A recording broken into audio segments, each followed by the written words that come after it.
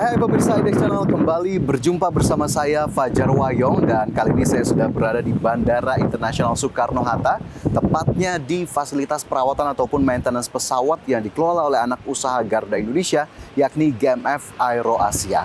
Dan pembahasan hari ini tentunya tak jauh dari pemandangan yang dapat Anda lihat, yakni terkait dengan industri penerbangan nasional dan juga kiprah dari BUMN nasional Garuda Indonesia.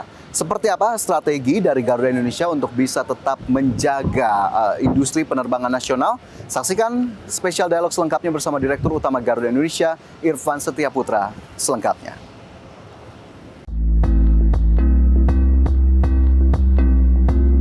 Emiten penerbangan PT Garuda Indonesia Persero Tbk membukukan pertumbuhan pendapatan usaha secara grup sebesar 18,07% menjadi 711,98 juta dolar Amerika pada kuartal 1 2024.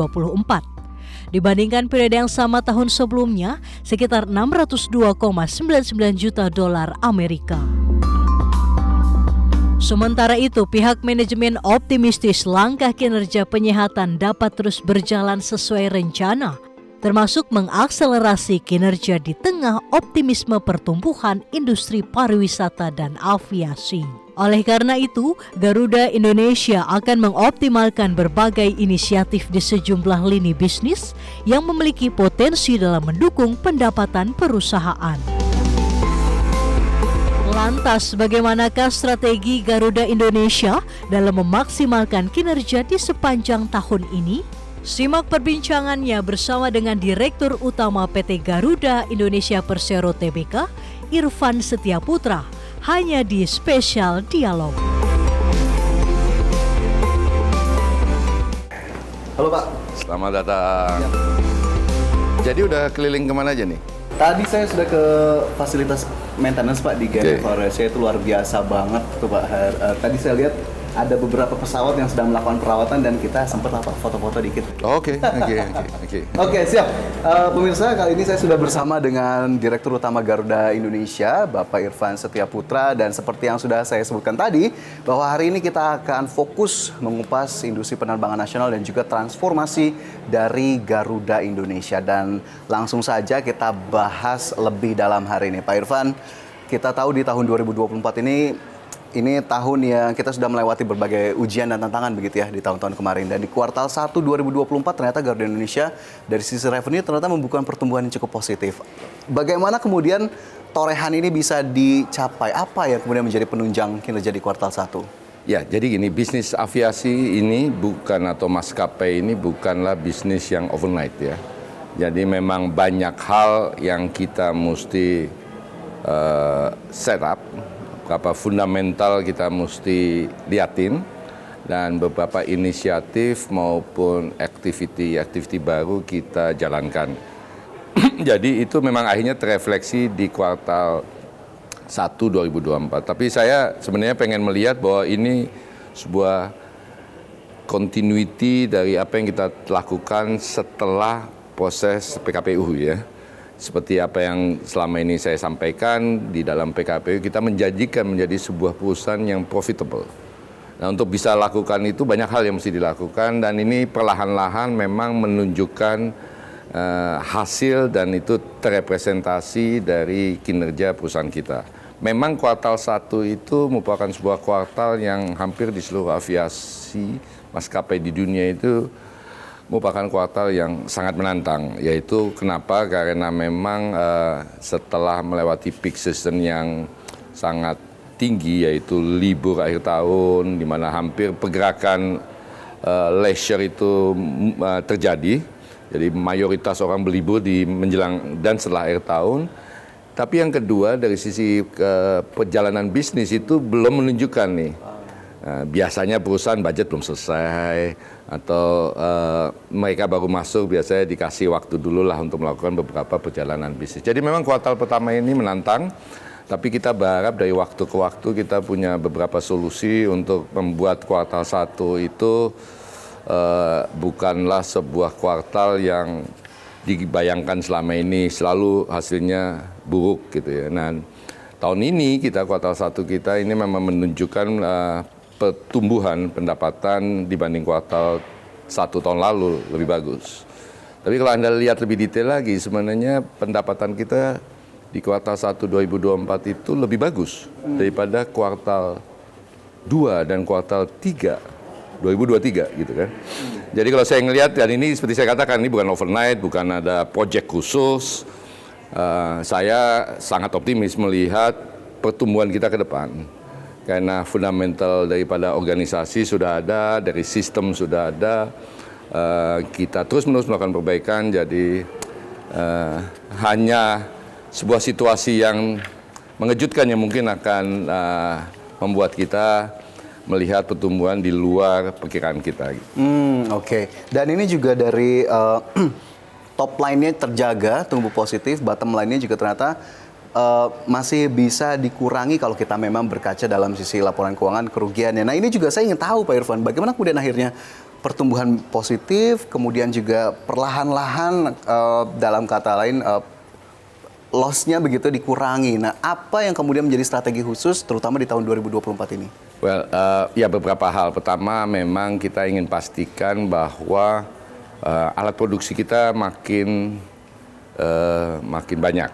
Ya, kita rencananya tahun ini kita akan tambah 9 lagi, 8 plus 1. Jadi ada 1 yang tahun lalu kita belum sempat adakan, dan tahun ini jadi 9. Namun yang 8 ini masih proses internal, karena kita pengen memastikan bahwa compliance-nya terjaga dengan baik ya.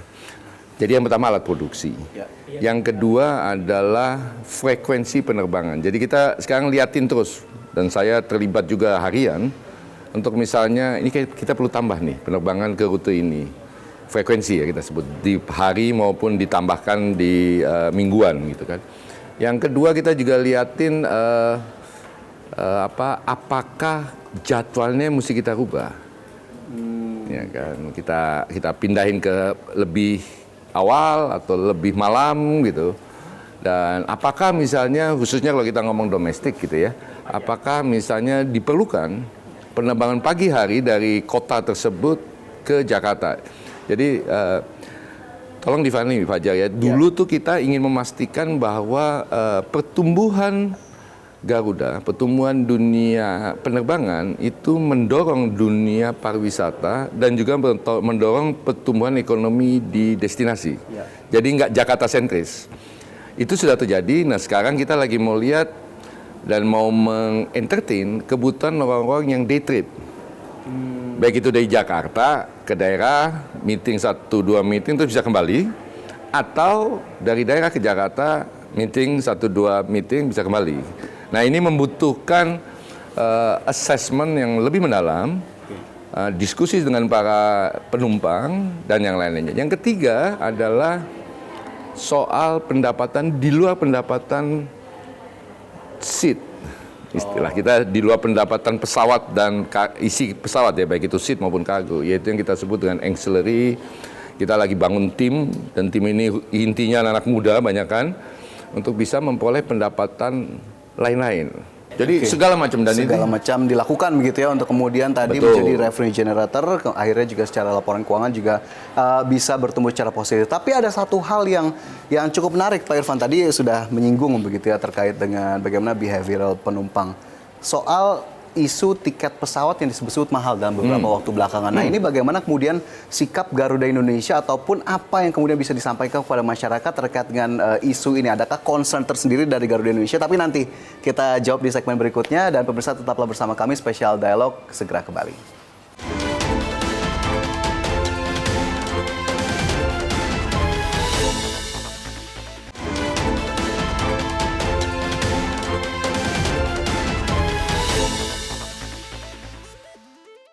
Ya, masih bersama kami dalam Special Dialog, dan tentunya masih bersama dengan Direktur Utama Garuda Indonesia, Bapak Irfan Setiaputra. Pak Irfan, tadi satu pertanyaan saya ketinggalan tuh Pak di segmen sebelumnya. Masyarakat belakangan ini beberapa kali mengeluhkan tiket pesawat yang mahal. Ini sebetulnya apa yang kemudian bisa dilihat dari fenomena ini? Apakah kemudian Garuda Indonesia punya jawaban atas hal itu?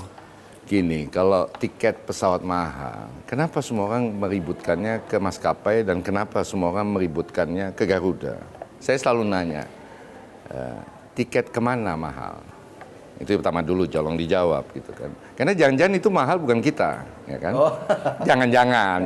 Yang kedua, masyarakat rasanya saya sudah sangat sering menyampaikan bahwa kita ini punya keterbatasan dalam menjual harga tiket, yaitu yang disebut dengan tarif batas atas. Dan itu adalah amanah undang-undang.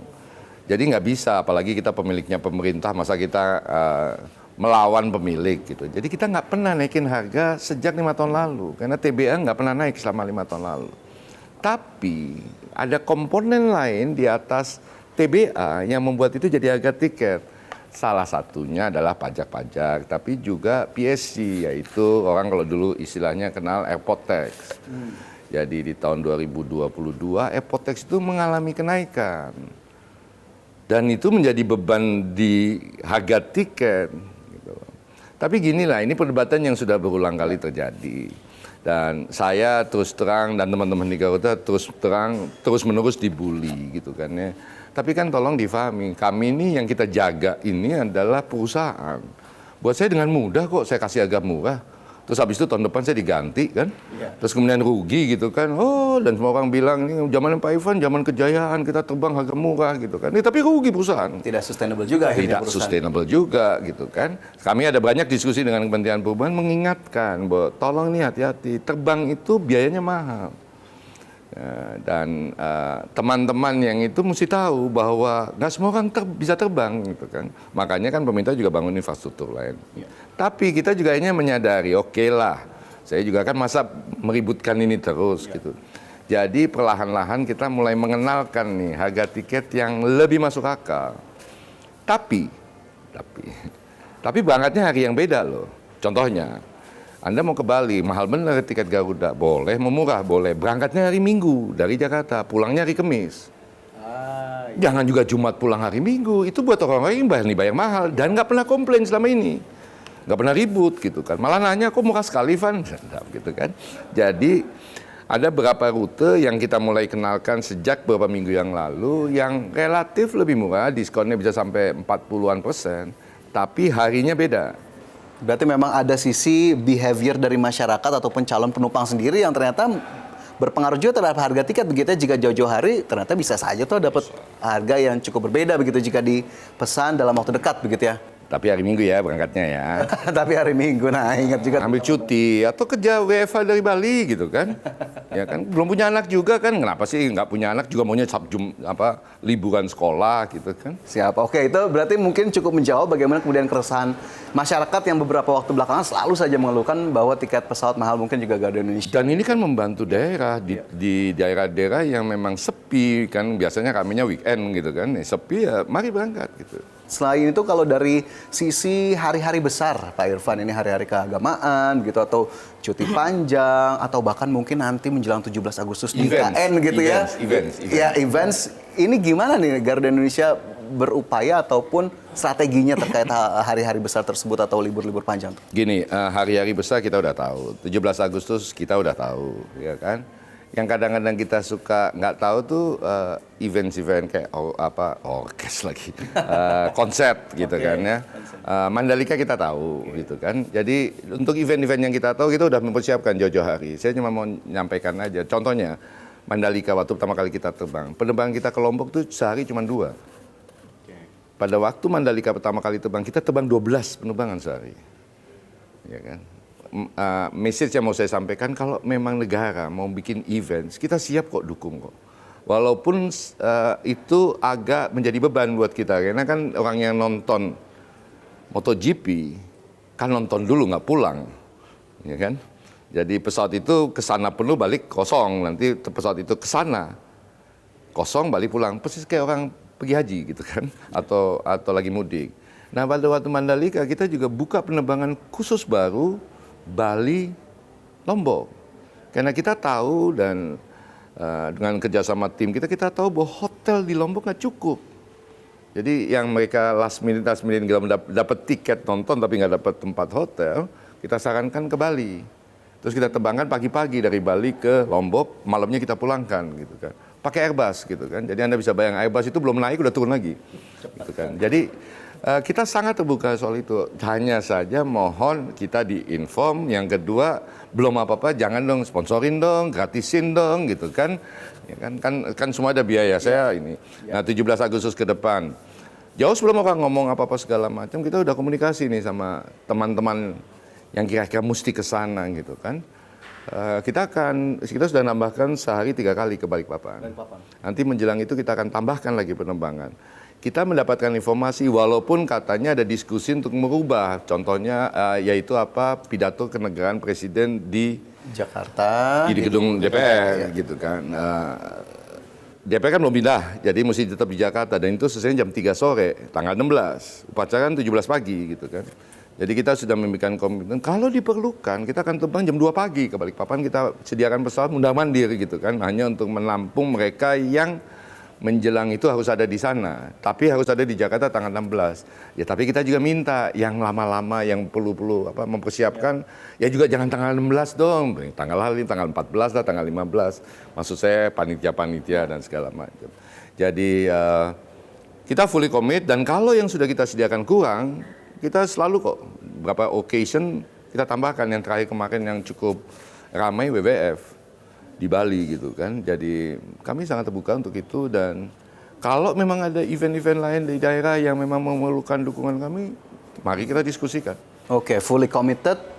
Yang penting well planned, well prepared. Jadi Garuda Indonesia juga bisa enak begitu ya untuk kemudian mengatur. Jauh-jauh hari enak. Kemarin juga kita tahu Garuda Indonesia ada kerjasama dengan Pokemon Company, Pak Irfan dan Pikachu. Jadi lucu juga nih banyak teman-teman yang kayaknya ya mungkin para penggemar Pokemon atau Pikachu ini happy juga dengan hal itu. Tapi ada nggak sih kolaborasi-kolaborasi lain semacam itu atau justru semua sudah ada dalam pipeline-nya Garuda Indonesia juga untuk dalam tahun ini atau tahun-tahun ke depannya? Jadi gini, inisiatif awalnya itu datang dari ide teman-teman di Garuda, datang ke saya berulang kali menjelaskan bahwa sebaiknya kita ini mencoba menjadi sebuah perusahaan yang berpartner dengan perusahaan lainnya untuk mendorong pertumbuhan bisnis perusahaan tersebut. Pada saat yang bersamaan juga mendorong pertumbuhan kita. Jadi pada waktu awal kita tuh sebenarnya sepakat mengenai menggunakan Garuda sebagai platform marketing buat perusahaan produk nasional. Silahkan pakai. Yang merasa bahwa segmen market Anda dengan segmen market kita cocok.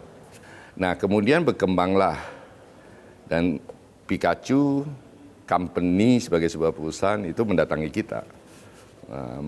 Melihat perkembangan yang ada di kita, melihat profiling kita, melihat persepsi publik sama kita, kemudian mengajak kita berkolaborasi.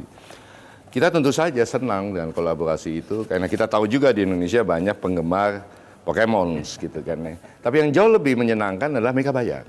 Ya itu kan? Dia yang paling penting. Dan buat kami ini kenapa juga kita jalankan juga selain mereka bayar misalnya adalah bahwa ini kan menimbulkan kegembiraan orang mau terbang. Saya cukup surprise dan khusus untuk pesawat-pesawat yang berlivery Pikachu ini kita sampaikan ke publik jadwal terbangnya. Supaya kalau Anda mau terbang merasakan pesawat dengan livery Pikachu, silahkan pilih penerbangan itu.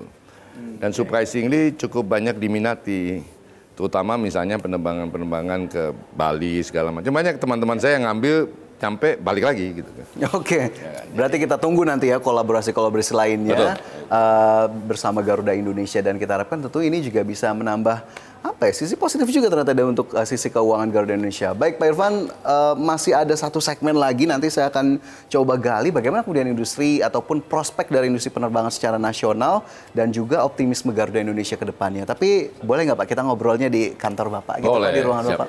Siap. Oke.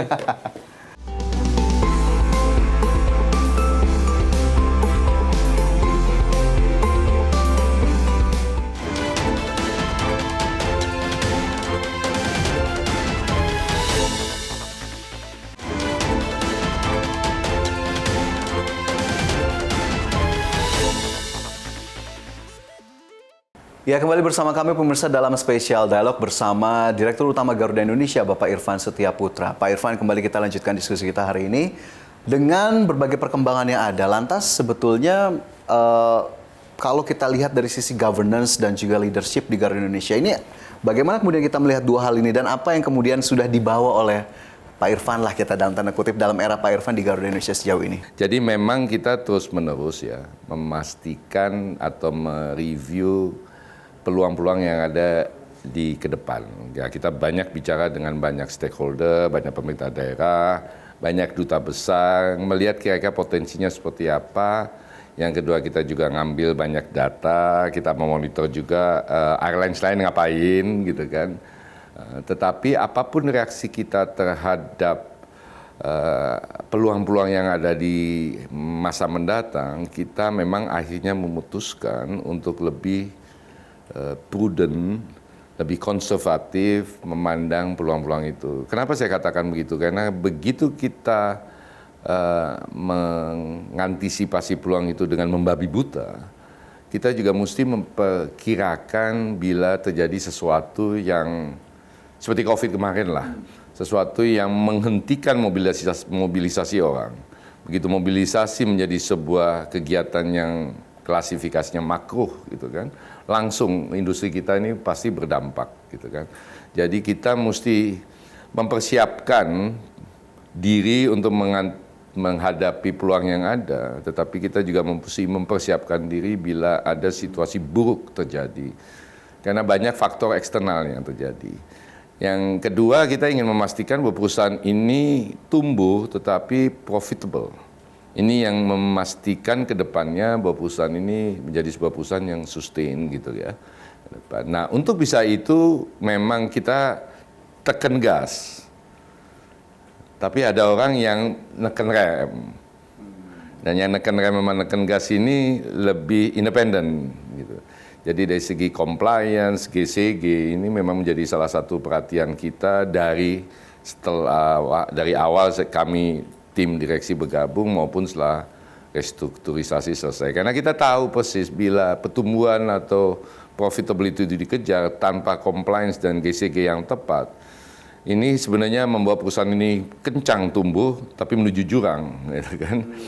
Tapi mungkin dari hal-hal tadi, begitu Pak Irfan, ini karena keterbatasan waktu, mohon maaf. Ya. Mungkin saya ingin tanyakan terakhir, bagaimana kemudian akhirnya bisa mengajak masyarakat untuk tetap optimistis terhadap kinerja Garuda Indonesia, sekaligus mendukung bahwa ini maskapai nasional yang terus harus berkiprah begitu bagaimanapun kondisinya. Mungkin terakhir juga bisa sampaikan ke pemirsa. Ya, yang jelas pertama kita transparan. Ya kan, media atau otoritas regulator kita selalu sempatkan waktu untuk kemudian bisa menyampaikan dan secara transparan kondisi perusahaan ini. Tapi yang juga penting adalah bagaimana gesture kita, saya, teman-teman direksi yang lain dalam menghadapi dunia luar, gitu kan.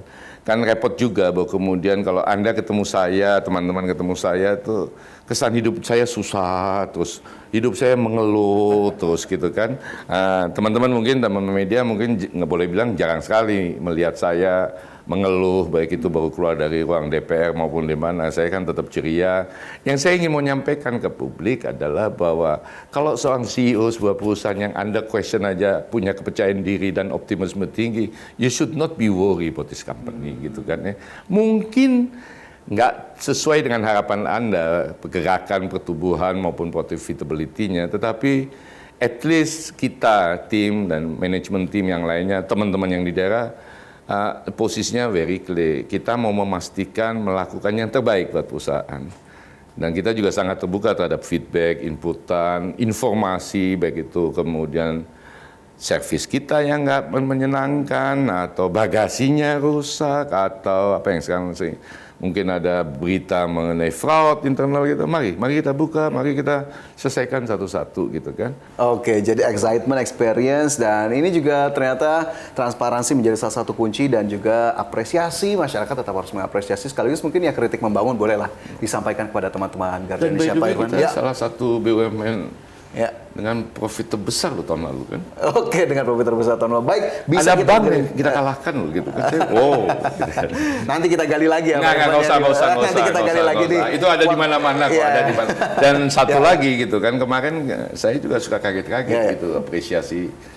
Kita one of the masuk Fortune 500 ASEAN gitu kan. Ya kita nantikanlah nanti bagaimana kemudian kiprah Garuda Indonesia dan prestasi-prestasi ke depannya sambil kita Udahlah, menikmati. jangan ragu lah soal itu, jangan sambil kita ragu. menikmati penerbangan di Garuda Indonesia. Baik, Siap. Pak Irfan terima kasih banyak atas Sama-sama, waktunya di sama-sama. spesial dialog kali ini. Kita akan bertemu di lain waktu. Terima kasih. Dan Terima kasih. pemirsa, itu tadi spesial dialog saya bersama dengan Direktur Utama Garuda Indonesia Bapak Irfan Setiaputra. Semoga bisa menjadi inspirasi dan juga referensi informasi untuk Anda. Terima kasih atas kebersamaan Anda. Saya Fajar Wayong. Sampai jumpa. Terima kasih.